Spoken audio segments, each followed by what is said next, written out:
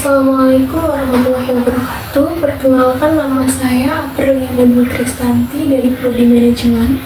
Pada kesempatan ini saya akan mempresentasikan hasil ujian akhir semester saya pada mata kuliah Manajemen Operasional 2. Pembahasan materi yang pertama mengenai manajemen rantai pasokan. Manajemen rantai pasokan adalah serangkaian kegiatan yang meliputi koordinasi, penjadwalan, dan pengendalian terhadap pengadaan, produksi, persediaan, dan pengiriman produk atau pengembangan jasa kepada pelanggan yang mencakup administrasi harian, operasi, logistik, dan pengolahan informasi mulai dari pelanggan hingga ke pemasok. Definisi sederhananya adalah mekanisme yang menghubungkan semua pihak yang bersangkutan dan kegiatan yang terlibat dalam mengkonversikan bahan mentah menjadi barang jadi. Terdapat 3 macam komponen rantai pasokan. Yang pertama, rantai pasokan hulu, meliputi aktivitas dari suatu perusahaan manufaktur dengan para distributor, bisa manufaktur atau assembler atau keduanya, dan koneksi mereka kepada para penyalur mereka. Aktivitas yang utama adalah pengadaan. Yang kedua, rantai pasokan internal, meliputi semua proses pemasukan barang ke gudang yang digunakan dalam mentransformasikan masukan dari para penyalur menjadi keluaran organisasi. Perhatian yang utama adalah manajemen produksi, fabrikasi, dan pengendalian persediaan. Yang ketiga, rantai pasokan hilir, meliputi semua aktivitas yang melibatkan pengiriman produk kepada pelanggan akhir. Perhatian yang utama adalah distribusi, pergudangan, transportasi, dan layanan pasca penjualan. Selanjutnya, tujuan manajemen rantai pasokan adalah menyelaraskan antara permintaan dan penawaran secara efektif dan efisien. Beberapa masalah utama yang ada di dalam rantai pasokan berhubungan dengan penentuan tingkat outsourcing yang tepat, manajemen pengadaan barang, manajemen pemasok, mengelola hubungan dengan pelanggan, identifikasi masalah dan merespon masalah tersebut, dan manajemen risiko. Menurut Inyoman Pujawan, tujuan strategis dari rantai pasokan adalah untuk memenangkan atau setidaknya bertahan dalam persaingan pasar. Maka rantai pasokan harus bisa menyediakan produk yang murah, berkualitas, tepat waktu, dan bervariasi. Manfaat utama dari rantai pasokan dengan sistem terintegrasi yang pertama yaitu tangible benefit atau manfaat yang berwujud, berupa pengurangan persediaan, pengurangan personel, perbaikan produktivitas, perbaikan manajemen pemasaran, perbaikan financial cost cycle, pengurangan biaya IT, peningkatan pendapatan, dan lain sebagainya. Yang kedua, intangible benefit atau manfaat yang tidak berwujud, berupa information visibility, proses perbaikan terus-menerus, tanggapan konsumen yang responsif, standarisasi, fleksibilitas, globalisasi, dan peningkatan kinerja bisnis. Proses manajemen rantai pasokan terbagi menjadi 3 macam tanggung jawab, antara lain yang pertama arus material, melibatkan pergerakan produk mentah dari pemasok ke konsumen dan juga dari konsumen yang dikembalikan atau retur produk, layanan, daur ulang, dan pembuangan. Kedua, arus informasi, berisi tentang prediksi permintaan, informasi perpindahan barang, dan juga pembaruan status barang apakah sudah terkirim atau belum. Ketiga, arus finansial, berisi pembayaran, alat perkreditan, penjadwalan pembayaran, hingga persetujuan kepemilikan. Terdapat 5 strategi untuk melakukan pembelian kepada supplier, yaitu pertama, banyak pemasok. Strategi ini memainkan antara pemasok yang satu dengan pemasok yang lainnya dan membebankan pemasok untuk memenuhi permintaan pembeli. Kedua, sedikit pemasok. Dalam strategi ini, perusahaan mengadakan hubungan jangka panjang dengan para pemasok yang dipercaya. Ketiga, integrasi vertikal, artinya pengembangan kemampuan memproduksi barang atau jasa yang sebelumnya dibeli atau dengan benar-benar membeli pemasok atau distributor. Terdapat dua integrasi vertikal. Yang pertama, integrasi ke belakang, berarti penguasaan kepada sumber daya. Misalnya perusahaan mobil mengakuisisi pabrik baja. Yang kedua, integrasi ke depan, berarti penguasaan kepada konsumennya. Misalnya perusahaan mobil mengakuisisi dealer yang semula sebagai distributornya. Strategi keempat yaitu Keiretsu Network. Kebanyakan perusahaan manufaktur mengambil jalan tengah antara membeli dari sedikit pemasok dan integrasi vertikal dengan cara misalnya mendukung pemasok secara finansial melalui kepemilikan atau pinjaman. Strategi kelima, perusahaan maya. Perusahaan maya mengandalkan berbagai hubungan pemasok untuk memberikan pelayanan pada saat diperlukan. Selanjutnya mengenai keputusan membuat atau membeli. Pembelian barang dan jasa yang diperoleh lewat sumber eksternal lebih menguntungkan dibanding perolehan lewat sumber internal. Dikenal dengan sebutan keputusan membuat atau membeli. Peranan departemen pembelian di sini adalah mengevaluasi pemasok-pemasok alternatif dan memberikan data-data yang aktual, akurat, dan lengkap yang relevan untuk alternatif pembelian. Dalam manajemen rantai pasokan terdapat beberapa tantangan, antara lain yang pertama, kompleksitas struktur rantai pasokan. Manajemen rantai pasokan melibatkan banyak pihak dengan kepentingan yang berbeda-beda, seperti perbedaan bahasa, zona waktu, dan budaya antar perusahaan. Kedua, tantangan ketidakpastian meliputi ketidakpastian permintaan, ketidakpastian pasokan seperti lead time pengiriman, harga dan kualitas bahan baku, dan lain-lain. Dan ketidakpastian internal seperti kerusakan mesin, kinerja mesin yang tidak sempurna, ketidakpastian kualitas produksi, dan lain-lain. Selanjutnya terdapat pertimbangan dalam keputusan membuat atau membeli. Yang pertama, untuk alasan membuat. Yang pertama ada biaya produksi yang lebih rendah, pemasok kurang cocok, memastikan pemasok yang memadai dan manajemen. Keempat, pemanfaatan tenaga kerja berlebih. Kelima, memperoleh kualitas yang diinginkan. Keenam, menghilangkan kolusi pemasok. Ketujuh, memperoleh item yang unik. Kedelapan, mempertahankan bakat yang ada. Kesembilan, menjaga rancangan dan kualitas yang memadai. Kesepuluh, mempertahankan dan meningkatkan ukuran perusahaan.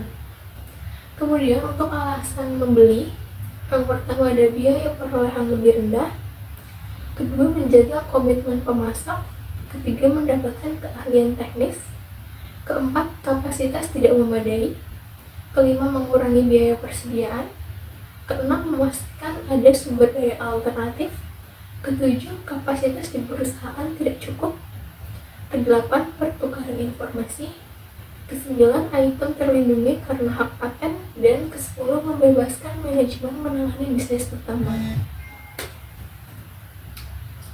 Selanjutnya materi yang kedua yaitu penentuan lokasi fasilitas produksi.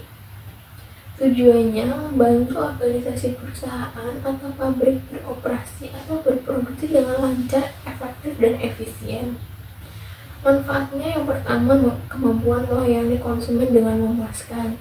Kedua, mendapatkan bahan-bahan mentah yang cukup dan kontinu dengan harga layak atau memuaskan. Ketiga, mendapatkan tenaga buruh yang cukup. Keempat, memungkinkan diadakannya perluasan pabrik di masa mendatang. Selanjutnya, penentuan lokasi di tingkat keputusan negara. Yang pertama ada resiko politik, peraturan sikap, dan insentif pemerintah. Yang kedua, permasalahan budaya dan ekonomi. Ketiga, ketersediaan, sikap produktivitas dan upah tenaga kerja. Keempat, ketersediaan pasokan, komunikasi dan energi. Dan yang kelima, resiko nilai tukar dan mata uang. Kemudian, yang kedua, penentuan lokasi di tingkat keputusan daerah atau komunitas. Yang pertama, keinginan perusahaan. Kedua, segi yang menarik dari daerah tersebut, misal budaya atau iklimnya. Yang ketiga, ketersediaan dan upah tenaga kerja serta sikap terhadap serikat pekerja. Keempat, biaya dan ketersediaan layanan umum. Kelima, peraturan lingkungan hidup. Keenam, insentif dari pemerintah. Ketujuh, kedekatan bahan baku dan pelanggan. Dan yang kedelapan, biaya tanah atau pembangunan. Kemudian untuk penentuan lokasi di tingkat keputusan teknis atau akhir, yang pertama ada ukuran dan biaya lokasi. Kedua, sistem transportasi seperti darat, air, dan udara. Ketiga, pembatasan daerah. Yang keempat, kedekatan pada jasa atau pasokan yang dibutuhkan. Kelima, permasalahan dampak lingkungan hidup. Selanjutnya terdapat faktor primer yang mempengaruhi pemilihan lokasi dan juga faktor sekunder. Faktor primer yang pertama adanya letak dari pasar. Dua, letak dari sumber-sumber bahan mentah. Yang ketiga, terdapatnya fasilitas pengangkutan. Keempat, suplai dari buruh atau tenaga kerja yang tersedia. Dan yang kelima, terdapatnya pembangkit tenaga listrik. Kemudian untuk faktor sekundernya, yang pertama rencana masa depan. Kedua, biaya dari tanah dan gedung. Ketiga, kemungkinan perluasan atau ekspansi. Keempat, terdapatnya fasilitas servis. Kelima, terdapatnya fasilitas pembelanjaan. Keenam, persediaan air. Ketujuh, tinggi rendahnya pajak dan undang-undang perburuan. Kedelapan, sikap masyarakat di daerah. Kesembilan, iklim dan tanah. Kesepuluh, perumahan dan fasilitas lain. Terdapat pula faktor yang mempengaruhi keputusan lokasi di tingkat global. Yang pertama adalah ekonomi pasar. Kedua, komunikasi internasional yang lebih baik. Ketiga, perjalanan dan pengiriman yang lebih cepat. Keempat, kemudahan perpindahan arus modal antar negara. Kelima, diferensiasi biaya tenaga kerja yang tinggi. Selanjutnya mengenai lokasi di daerah suburban area. Daerah suburban area adalah daerah pinggiran kota besar atau kota-kota kecil yang berada dekat kota besar seperti Jakarta Bekasi, Jakarta Bogor, Jakarta Tangerang, dan lain-lain. Akibatnya, pengaruh suburban ini terdapat gejala penyebaran pabrik ke daerah-daerah tersebut sehingga menimbulkan aspek desentralisasi perusahaan. Alasan perusahaan memilih daerah suburban area yang pertama adalah upah buruh relatif murah. Kedua, letaknya relatif dekat dengan pasar. Ketiga, harga tanah relatif murah dan masih banyak tersedia. Keempat, akses transportasi lebih mudah. Kelima, dekat dengan servis industri. Keenam, tidak perlu membangun pembangkit tenaga listrik. Ketujuh, tarif pajak lebih murah. Kedelapan, biaya bangunan relatif rendah. Kesembilan, adanya persediaan tenaga kerja relatif besar. Kesepuluh, adanya labor relation yang lebih akrab. Dan yang ke-11, tingkat absensi dapat ditekan.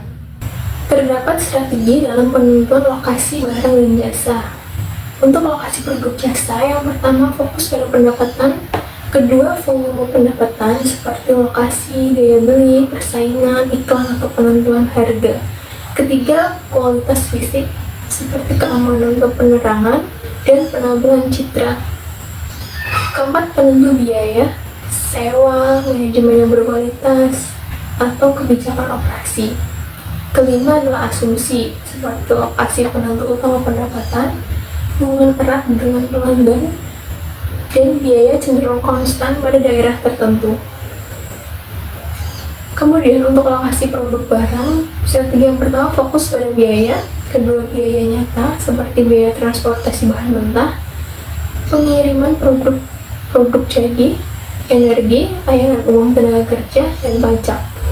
Ketiga, biaya tidak nyata dan masa mendatang seperti sikap serikat pekerja, kualitas hidup, pengeluaran pemerintah untuk pendidikan. Yang keempat, asumsi. Lokasi merupakan penentu utama biaya. Semua biaya utama diidentifikasi hubungan dengan pelanggan rendah. Terdapat 8 komponen utama volume dan pendapatan perusahaan jasa. Komponen yang pertama ada daya beli di wilayah yang dapat menarik pelanggan. Kedua, kesesuaian antara jasa dan citra perusahaan dengan demografi wilayah yang dapat menarik pelanggan. Yang ketiga, persaingan di wilayah tersebut. Keempat, kualitas persaingan. Kelima, keunikan lokasi perusahaan dan pesaing. Keenam, kualitas fisik fasilitas dan bisnis di sekitarnya. Ketujuh, kebijakan operasional perusahaan. Dan yang kedelapan, kualitas manajemen. Selanjutnya, metode penentuan lokasi fasilitas produksi. Metode yang pertama adalah metode penilaian hasil value. Artinya penentuan lokasi di mana faktor-faktor yang dianggap penting dinilai untuk masing-masing lokasi. Kemudian lokasi yang mempunyai nilai yang tertinggi yang dipilih. Kedua, metode perbandingan biaya.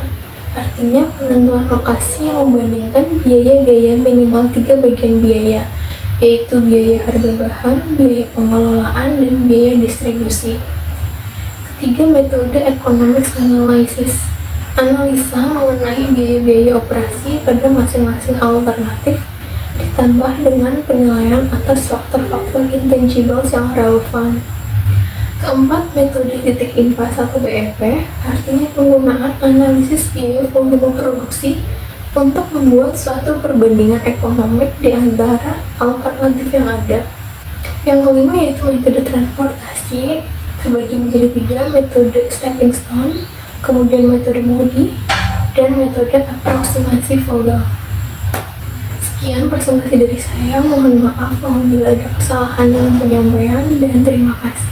Wassalamualaikum warahmatullahi wabarakatuh.